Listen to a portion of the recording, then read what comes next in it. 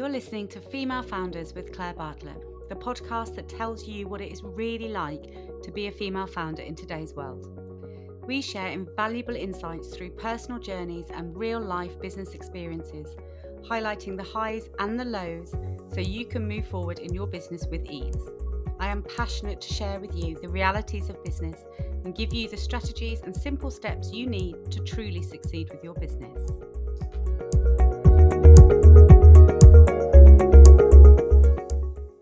Today's episode is brought to you by Xero Accounting Software, a champion of female entrepreneurs and a proud sponsor of the Female Founders podcast. Managing your business finances can feel overwhelming, but Xero simplifies it all and gives you the power to keep your books in order and your mind on growth. Xero have offered an amazing 50% discount off your first 3 months with them to all our listeners. So if you'd like to take advantage of this amazing deal, then follow the link in the show notes today. But for now, let's jump into this week's episode. Hello and welcome to another episode of Female Founders. Today I'm so excited to introduce Emma Hine, the founder of The Growth Lounge, a platform designed to support business owners in their growth journey through community support, personal insights and expertise. Emma is passionate about supporting all business owners to grow their business they desire, but without compromising their quality of life. Emma, welcome to Female Founders.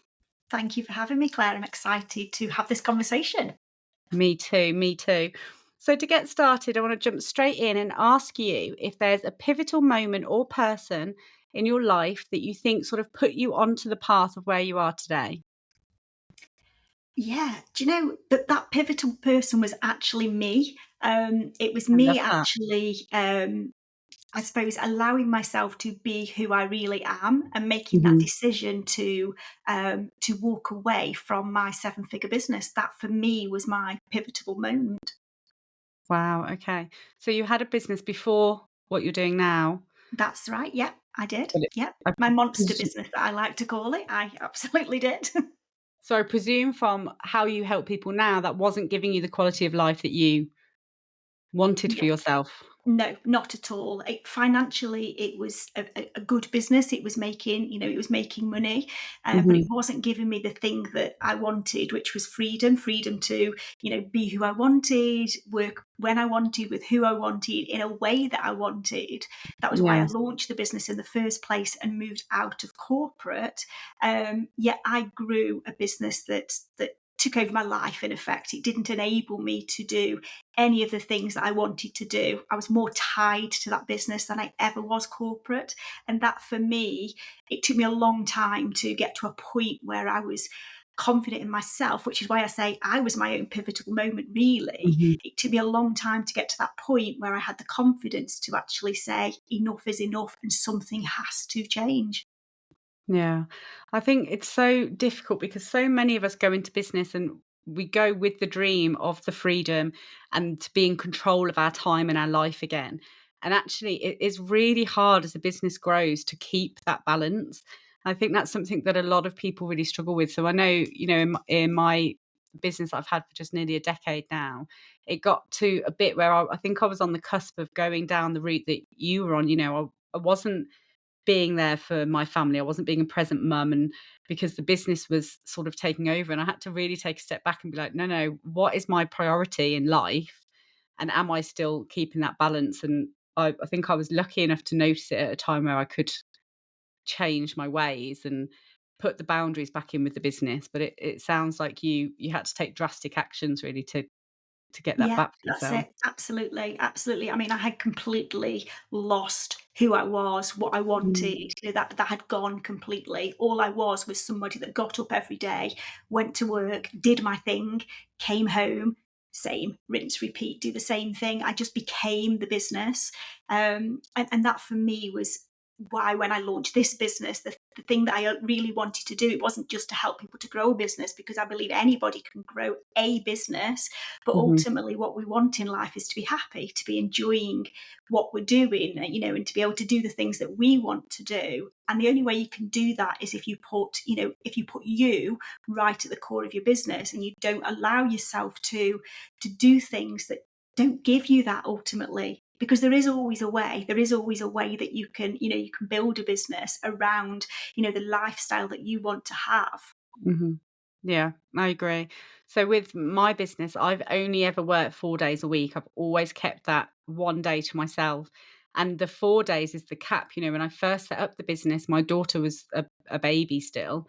I only worked 2 days, and I really gradually went up to that 3rd day, and then really gradually, as her time at school and nursery increased, I then felt like I could give the business a bit more. And I remember when she went to full-time school and my husband was like, "Oh, well, will you gonna, 5 days a week now." I was like, "Nope.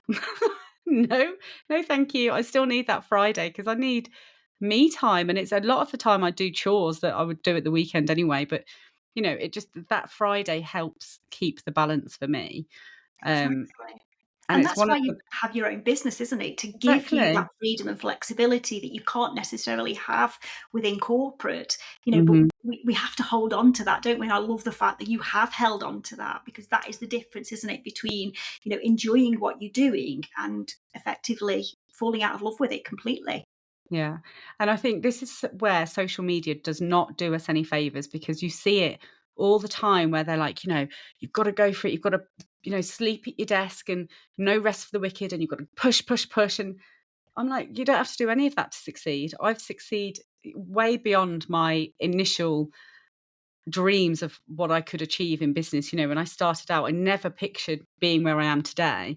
And I've done all of that with integrity and not losing that balance. And I think that's the message that we need to put out there much more, that you can achieve whatever it is that you are wanting to achieve and whatever success looks like for you, but still with looking after yourself and putting yourself as number one. And I think that's the bit that people don't realize is possible. That's it, yeah, and I also think that, you mentioned there about what success looks like for you, and I think Hmm. that is key, isn't it? It's actually Yeah.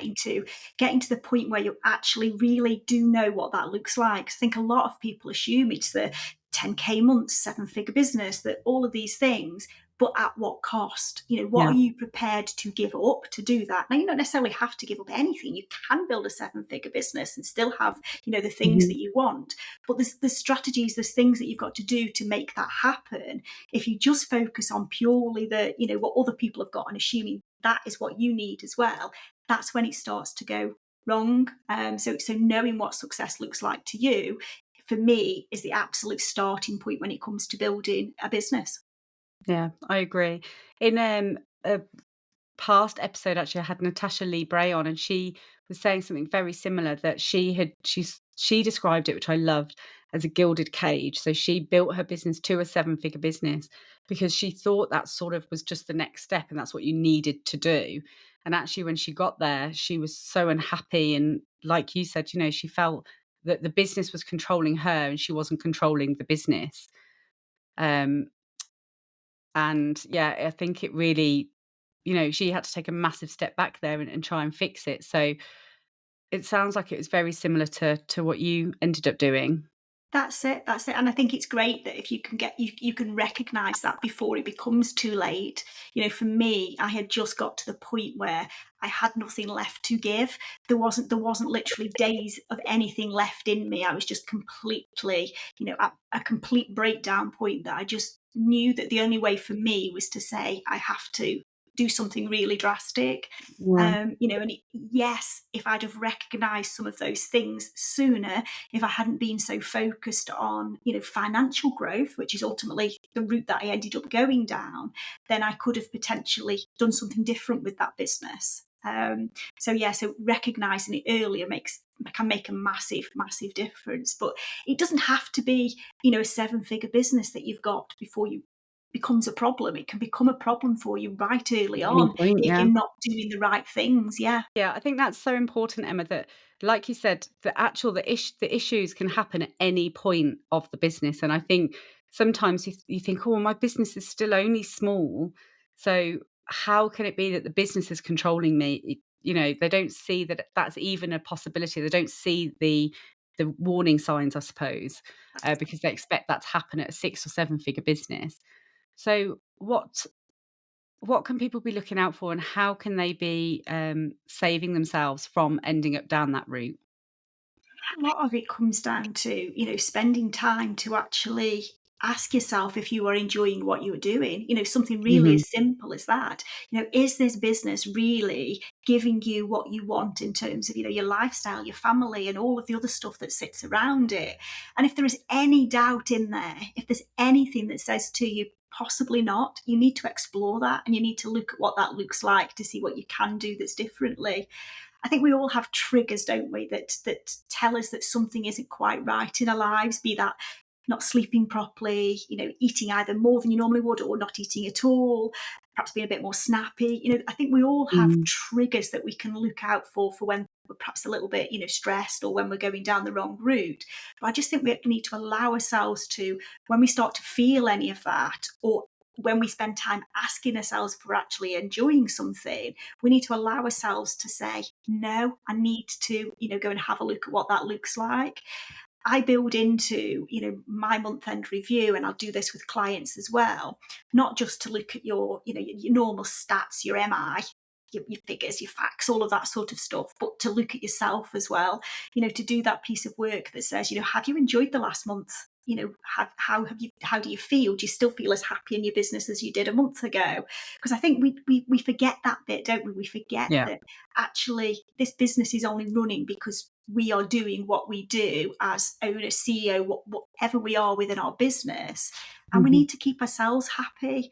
So I think it's just a case of, getting used to what your triggers are. And as soon as you spot them, doing something at that point, not thinking, oh, I'll see how we go on. We'll try it Yeah. again in another month, because that's what I did. And I was at absolute rock bottom point for over 10 years. We're not talking a week, a month, a year. Wow. 10 years I was at that absolute rock bottom point because I was afraid to actually say, I'm struggling here. And I think we Yeah. need to get to a position where we don't get to that point. Yeah, 100%. And I think it's funny, isn't it? But, it is such a simple thing to just do a check-in with yourself. How am I coping physically and emotionally? Being in business is so hard. It is one of the toughest things that you can do. And if you don't have the right, one, support network around yourself, but two, the mental stamina, if you're not in a good place, and you don't go into business, you don't become an entrepreneur to have Sunday night dread and hate waking up in the morning and going to work. You do it because you're passionate about whatever that one thing is. And if you aren't careful, like you say, and if you don't check in with yourself, then you can lose that passion, and then it's all for absolutely nothing, isn't it? So Yeah, yeah, completely. the simple things. So how long ago did you finally, wake up and make that call and change things? It was Christmas 2020. I'd sort of reached that point in like Christmas 2019. Mhm. We were an e-commerce business, by the way, so we were a retail e-commerce business. So our spike was always Christmas. So a lot of Right. things happened after Christmas, the reflection time. So it Mm. actually sort of really started to creep in at the end of 2019. But we what happened in 2020. The whole world turned upside down, didn't it? And, Yeah, and yeah. I joined the spiral with everybody else that went on in that year. But it was Christmas 2020 when we sort of finished for the year, which would have been Christmas Eve. Late on Christmas Eve, we finished for the year. I say for the year, we finished for the day because we only got the day off. And Mm. then it was very much into that sort of, I can't do this. Got to do something about this, and I did. I did something about it. I had no idea what that was going to look like. I had no idea what that meant. The business was myself and my husband. It was the only income into the house. So, whatever we Wow. did, we knew that that was going to have a big impact on the lifestyle that we had built. Not only the one we wanted, but the one we had built. Yeah, yeah. And that must have been, you went through all of those years of struggling with it, and then in one of the toughest times that the entire world has ever seen, where everybody felt incredibly unsafe and insecure, and that was the time that you took that leap. So I think that just kind of shows, I suppose, how strongly you felt like you had to do something and take action quickly, because to make such a drastic change at that point in the world, must have been really daunting for you. I think it was, now I look back, It was, some will say it's crazy. I don't know how to describe it really, but at the time, there was no option for me. It It's was just it was the essential. only choice to do that. There was options to sell the business, to bring people in, to change things. I hadn't got literally another day's worth of give left in me. It needed to Mm, change, and it needed to change quickly. And what we did was the only way to make that happen. And yes, that meant that, ultimately we were, closing the doors on the business. Um, it was the only solution, for me to carry on living. I think that's the right word to use, or to live again, or to find who I was and what I should be doing. And it's the best thing I've ever done. I know it's easy to sit here and say this now, but it's the best thing I have ever done. yeah. You feel like you can breathe again. Yeah, absolutely. Yeah. And we're in, what are we now, 2024, and the business is still not 100% formally closed down, but we haven't been trading with it. It's not been doing any of the stuff that it's been doing for since March 2021 was the last time that we fulfilled an order from our warehouse. Wow. So, talking about the new business now and how you've turned those life experiences into, the new business and making sure that no one else ever reaches that point. What sort of challenges have you faced now with the growth of this new business? And I suppose making sure that you don't go down that spiral again.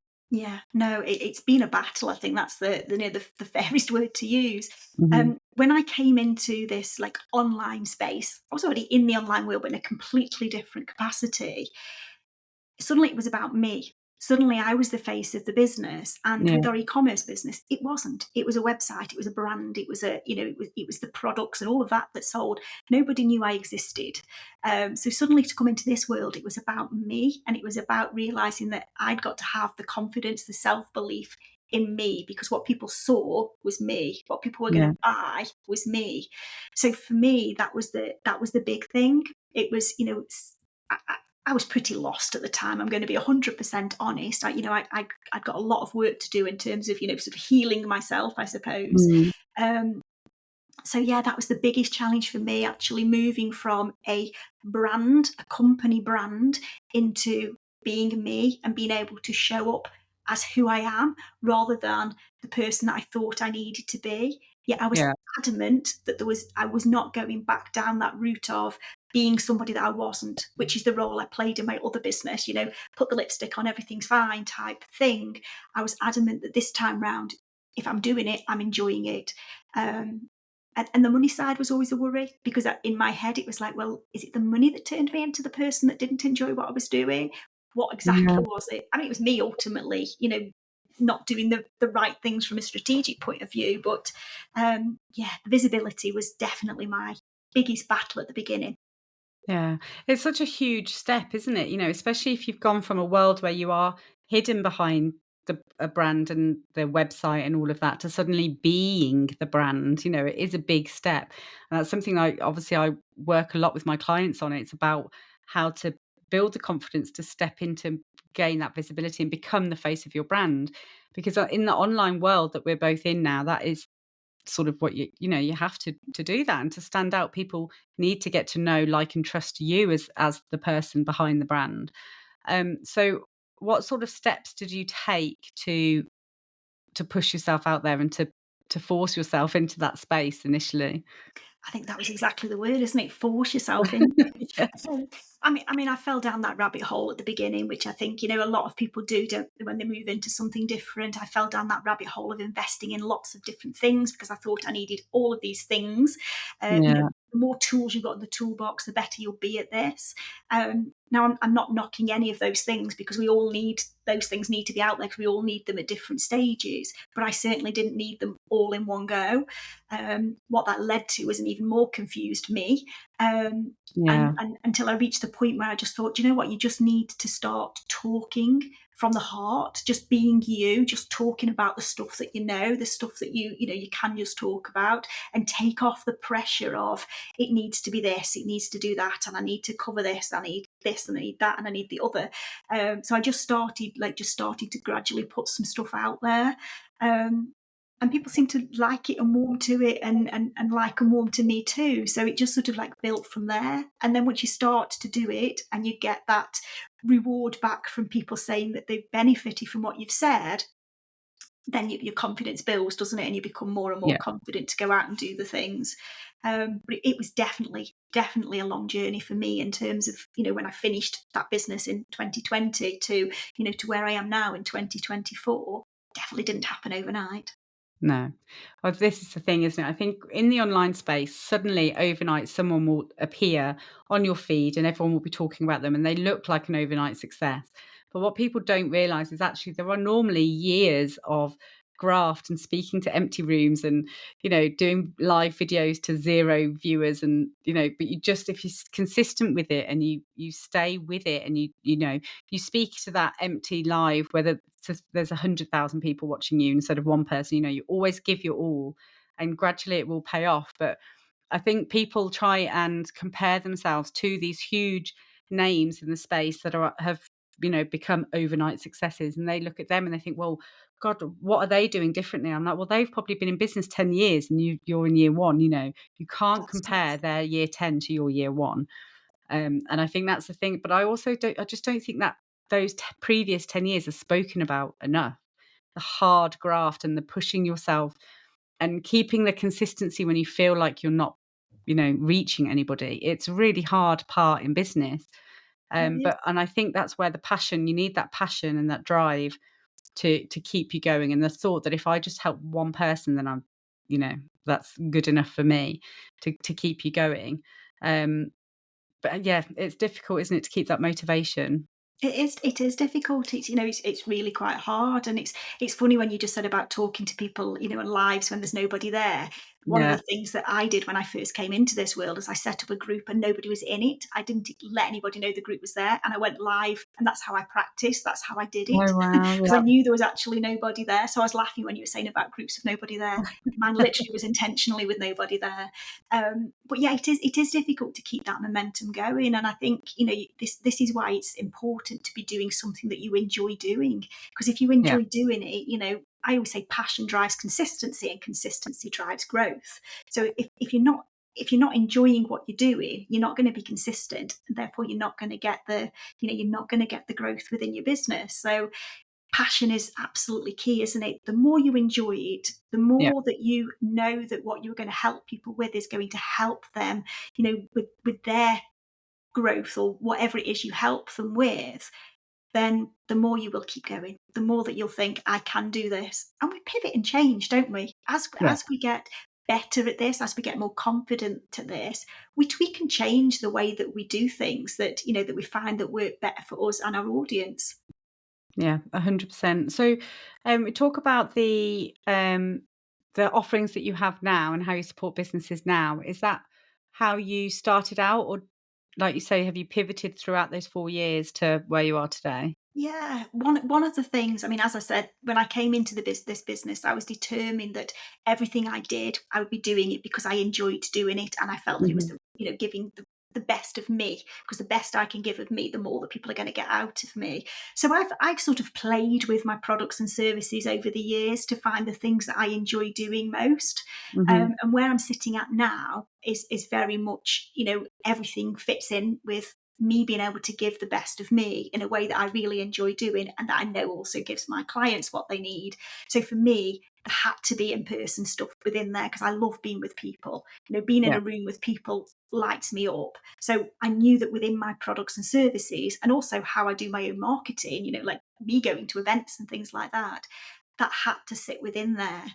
I love getting to know people really well because I think I can help them from a strategic point of view Mhm. better the more I know about them and their business. Yeah. So I tend to only work in more intimate spaces rather than the big, like one to many type program. My things all tend to be much more intimate. So yeah, I've built my product suite very much around the things that I enjoy doing because I know when I enjoy it, I give more to my clients. Yeah. I love that. So, we've spoken about obviously the success and the challenges that you've faced throughout the business so far. Um, Have you had any failures in this business? anything that that you've really learnt a lot from, and that taught you a lot about this business model, and what not to do rather than what to do. Oh, absolutely. I think we all have failures, make mistakes, call it what you want to call it, but we Yeah. can learn from them, can't we, and make better. I've put offers out there that have completely flopped. Mhm. I have invested in things that aren't what I need, so they've confused me, even more. Yeah, I've that's a good not one. done things for fear of, I'm not ready to do that, or I don't belong in that room, or all of those sort of things. So I've stopped myself pushing myself beyond my comfort zone on Mhm. numerous occasions, because of self doubt, self trust that I'm going to do the right thing. Yeah. So yeah, there's been loads of things that that I have mistakes that I have made, but I think they're the mistakes that we all make, aren't they? And I think they're really important to make those mistakes. And I don't think it matters how big your business is, how established you are, you're still going to make mistakes, and that's absolutely okay. Once you Yeah. pick yourself back up, get the learning, and move again. Yeah, I think that's the biggest thing though, isn't it? Is how you view these failings. So I don't ever really look at anything as a failure. I just look at it as a learning opportunity. And I've said that a million times, because as long as I can learn something and I can take something away from it, then it can't really be a failure, because it's benefited me still in some way. And I think it's a lot easier for me to say and do that now, after so many years of being in business, than in the beginning. In those early days, the most minute thing felt like the biggest failure ever, and it was very hard in those early days to brush yourself off and get back up, and even to see a learning in it. You would just see it as an overwhelming, yeah, failure. Mm. So I think that's the biggest thing, that I suppose the takeaway is, if you're in those early days of business, is to not be so hard on yourself, and realize that it doesn't matter what size of business you are, you will always have these stumbles, these failures, these learning experiences. Um, and I think you just have more confidence as the business goes on, that that you will be able to get back up, and it won't be the end of your business. But in those early days, that can be really tough Yeah, to it can, to get through, absolutely. And can't I it? think that there's some onus on the people like us who have been in business for longer to share some of the mistakes we make in our business with our audience, because I think it helps them to feel that they're not alone in those sort of circumstances. Yeah. So, I always share, I'm very open with, with my audience. I mean, don't get me wrong, I don't share literally everything, because they think crazy woman sometimes, but I share things with my audience. So if something hasn't gone well, I tell them. I don't just let it disappear. If an offer's not going, it's not selling, I tell people, because I think we Yeah. can all learn and share from that. If you're constantly seeing people look like they've got all of the things and everything is perfect, you're going to more likely think that you're doing something wrong. Mhm. So I think, business owners need to be more open when things aren't going wrong, and sharing that with people, but sharing it from a learning perspective. Yeah. Well, obviously, that is the whole reason of this podcast, is to talk about these struggles that we've been faced throughout our business, so we can help other people to understand that everybody does have dark days in business. Everybody does have the days where, they're just not feeling it. There's, failures are happening. They're facing those growth challenges that we all do. And it's never spoken about on social media. It's always, look at me and my six-figure business. Look how amazing I'm doing. And I'm sure that that's genuine where they are at that point, but they've gone through some stuff to get to that point. And that's what we need to all just be more open about. And I think it's so important, because I know that in the early days of my business, probably, the first 5 years, it's not a short thing. I felt continuously lost and overwhelmed and isolated. Um, I didn't know if what I was doing was what I was meant to be doing. I had no experience in business. I didn't know if the challenges and the failures that I was facing were normal, whether it was because I was doing something wrong. Um, and I think that's why I find it so important to share these stories now, because I know how it feels when when you face that first failure in business, and you think that it's the end of your business. You literally think it's the end of the world, um, and that no one else is having any problems in their businesses at all. And that's just not the case. And I say this all the time. Literally, Elon Musk will be having failure after failure, but he's not scared to keep going and to push himself and to have those failures because he knows that that's only actually leading him to further success down the line. Um, but it's just something that I think people are scared to share that they've had tough times in business, and actually, I think we all need to have them to be able to move forward and to push those boundaries. So, yes, I thank you very much, Emma, for coming on and sharing because we all need to be talking about it more openly. No problem, no problem at all. I mean, for me, just one final point here is that when I walked away from my business, bearing in mind financially it was successful, I Mhm. felt like the biggest failure ever. I thought that I was rubbish in business, that I couldn't grow businesses because I just grow bad businesses. It took a lot of people to make me realise that actually what I'd done wasn't bad. Okay, it hadn't given me what I wanted ultimately, but I'd learned so much stuff along the way that I could help other people with. So I Yeah, think, as bad as we think the mistakes we've made are, there's always good within them, always good within them. yeah, there is. One final question. Obviously, I know the answer in regards to your old business, but in regards to your new business, have you ever wanted to quit? Um, Honestly, yeah, I have. There's especially in the beginning, Yeah. because at the beginning, as you just said, that there's times when it's tough. My mindset was not in a good place in the sense that I didn't have the self belief, self confidence, and all of that stuff. So Mm, yeah, absolutely, there has been moments when I've wanted to quit. I haven't. Also, obviously, I'm still here. I've kept going. I haven't felt it recently, but yeah, I think again, I think that's something that we're all going to feel at some point within our business that it's not giving us what we want to get from it. I suppose that takes us right back to the beginning, doesn't it? And reminding yourself what it is you want to get from it. yeah. Yeah, and I think this is the other thing that, we all have those thoughts every so often. Every single person I think that I've interviewed on this podcast have all said yes to that question. And it just goes to show whether it's, a flippant thought that you have one day when something's just not going quite right, or it's to the level that you were at in your previous business, where you've actually had to take action on it. People will have that thought all the time, and if you at home are thinking, "Oh, I'm in a really bad place at the moment, and I really just want to throw it all away," just sit with it for a moment, give yourself the space, and I always say, get yourself out in silence, go for a walk, or just lock yourself away and really sit with the thought because for me, most of the time now when I have it, it's a really flippant thought. And it's not that I want to quit, it's that I want to quit now. I want to just go and walk away and get a cup of tea and like just have 5 minutes to find my alignment again. And if it's something that's lingering a bit longer, then I think it's something that you really need to consider and take action on. And potentially that action could be coming to see someone like you, Emma, who just helps them actually find that realignment with their business and get that passion back again. So if that is something that they, wanted to learn more about how to work with you, where would they be able to find you? Two places are probably the best places. My website, which is emmahine.co.uk, and over on Instagram, I am Emma Hine. Perfect. Emma, thank you again so much for joining us today. And thank you to the listeners for sticking with us. I hope they found that really inspiring and motivating. And yeah, just thank you so much for your honesty, Emma, and your transparency within the business. It's truly appreciated. And I cannot to wait to speak to you again soon. And I will see the rest of you, all the listeners, next week. Thank you. Thank you.